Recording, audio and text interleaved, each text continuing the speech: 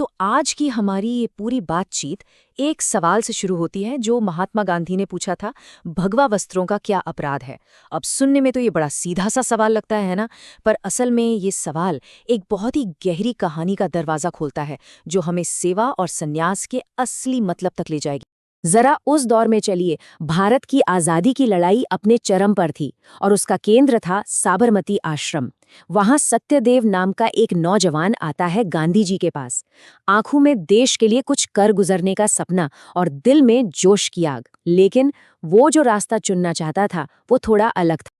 अब सत्यदेव को तो लगा था कि गांधी जी उनकी बात सुनेंगे और कहेंगे, वाह क्या बात है। पर हुआ इसका ठीक उल्टा। गांधी जी का जवाब उनकी उम्मीद से बिल्कुल अलग था। और बस यहीं से शुरू होता है कहानी का असली वैचारिक मंथन।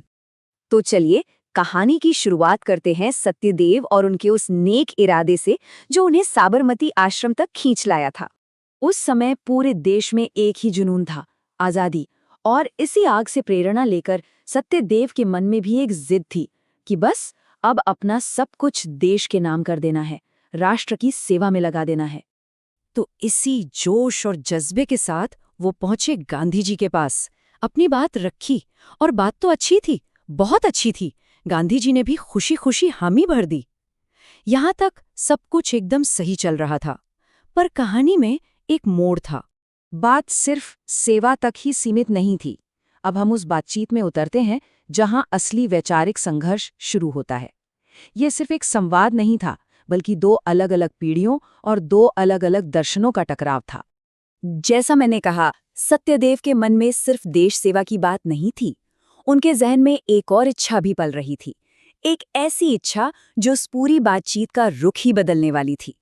और ये थी उनकी असली इच्छा। वो सिर्फ एक सेवक नहीं, बल्कि एक सन्यासी बनना चाहते थे। भगवा वस्त्र पहनना चाहते थे, वो वस्त्र जो सदियों से त्याग और वैराग्य का प्रतीक माने जाते हैं। अब देखिए, गांधी जी की यही तो खासियत थी। उन्होंने डांटा नहीं, सीधे मना भी नहीं किया। बड़े प्यार से, बहुत नरमी से बात को एक दूसरी दिशा में मोड़ दिया। उन्होंने कहा, बाहरी चोले से ज्यादा पहले मन के अंदर की सफाई पर ध्यान दो। और बस इसी सलाह से जन्म होता है कहानी के उस सबसे दिलचस्प सवाल का, जो आध्यात्मिक जीवन के पारंपरिक प्रतीकों पर ही एक सवालिया निशान लगा देता है। गांधी जी ने सत्यदेव से पूछा, कषायाणाम को अपराधा, मतलब इन भगवा वस्त्रों का भला क्या दोष है, क्या अपराध है इनका। ये गांधी जी का तरीका था। वो जवाब नहीं देते थे, वो ऐसा सवाल पूछते थे कि इंसान खुद जवाब तक पहुंच जाए। तो अब देखिए यहाँ सोच का कितना बड़ा फर्क था। एक तरफ सत्यदेव, जिनके लिए त्याग का मतलब था सब कुछ छोड़कर भाग जाना, और दूसरी तरफ गांधी जी, जिनके लिए त्याग का मतलब था दुनिया में रहकर बिना किसी लगाव के अपना काम करते जाना। एक के लिए ये कपड़े बदलना था तो दूसरे के लिए अपनी सोच बदलना। तो फिर गांधी जी की नज़र में सच्चा संन्यास था क्या? चलिए अब इसे समझते हैं कि कैसे उन्होंने इस गहरी आध्यात्मिक सोच को एक नई और शक्तिशाली परिभाषा दी। गांधी जी के लिए संन्यास कोई क्रिया नहीं, बल्कि मन की एक स्थिति थी। मतलब काम करो, जी जान से करो, पर उसके नतीजे से खुद को मत जोड़ो। असली त्याग बाहर नहीं, अंदर होना चाहिए। और भगवा वस्त्र यानी काषाय वस्त्रानी, गांधी जी को इनसे कोई दिक्कत नहीं थी। वो तो बस ये कह रहे थे कि देखो, ये सिर्फ एक सिंबल है, एक प्रतीक। ये असली चीज नहीं है। असली संन्यास तो मन के भीतर होता है, कपड़ों में नहीं। और गांधी जी सिर्फ बातें नहीं करते थे, वो रास्ता भी दिखाते थे।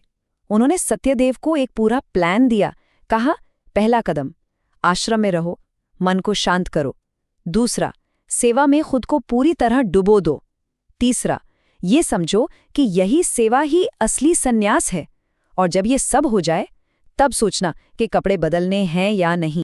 तो घूम फिर कर सवाल वहीं आता है, भगवा वस्त्रों का अपराध क्या है? और जवाब बिल्कुल साफ है, अपराध कपड़ों का नहीं है।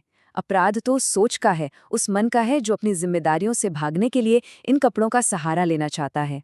ये कहानी सिर्फ सत्यदेव या गांधी जी की नहीं है।